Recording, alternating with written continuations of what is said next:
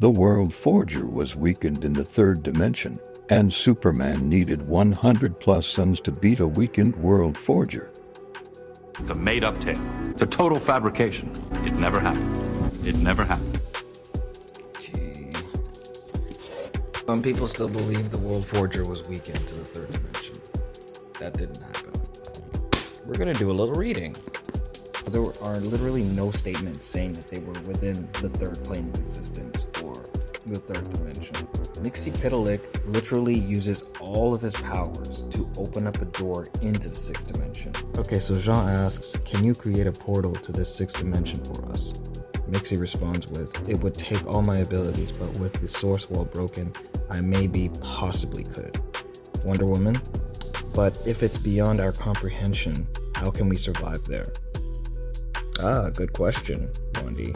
It would drive any of you mad, except him. Me? Yes. You see, over the years, I've infused you with fifth dimensional energy that could protect you for this moment. Because you knew this would happen. Of course, I exist outside of time.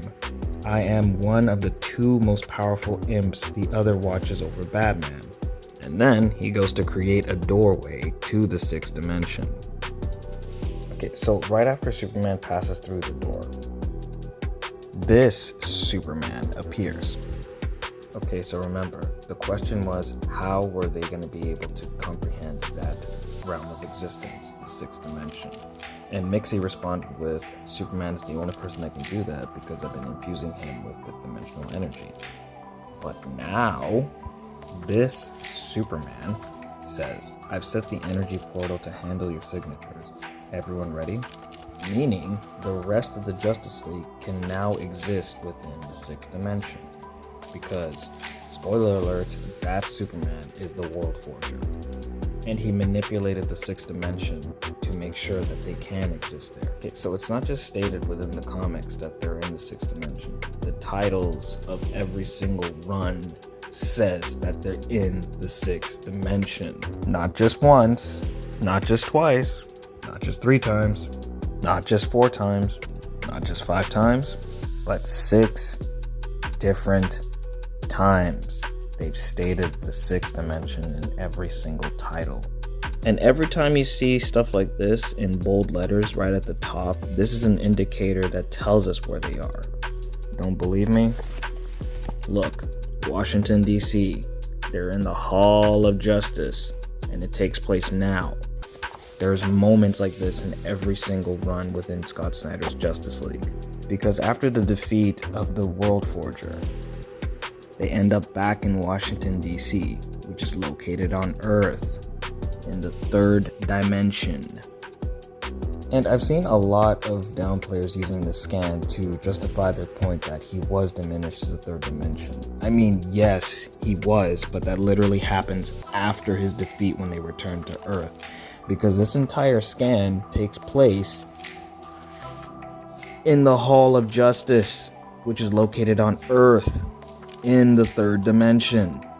And what's even crazier about this scan is the fact that he's still able to create hyper time in the third dimension.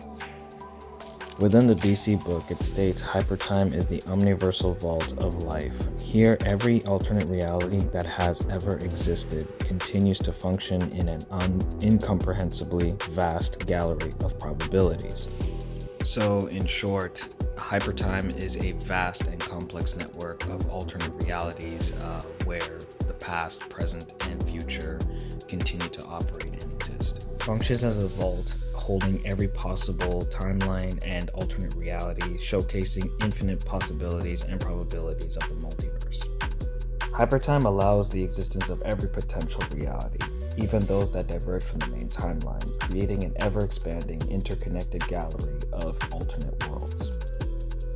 I mean, just thinking about it, the World Forger in the third dimension could literally scale to complex multiversal and potentially up to outerversal, because he's able to create hypertime, which oversees infinite timelines, infinite possibilities and probabilities, alternate worlds, alternate planes, It just goes on and on and on and on and on. It's an omniversal vault of different realities, basically.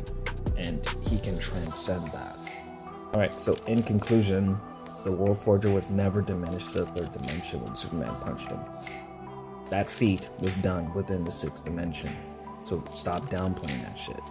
On top of that, the scan that they use to actually prove their point is a comic that takes way after the Superman feat one.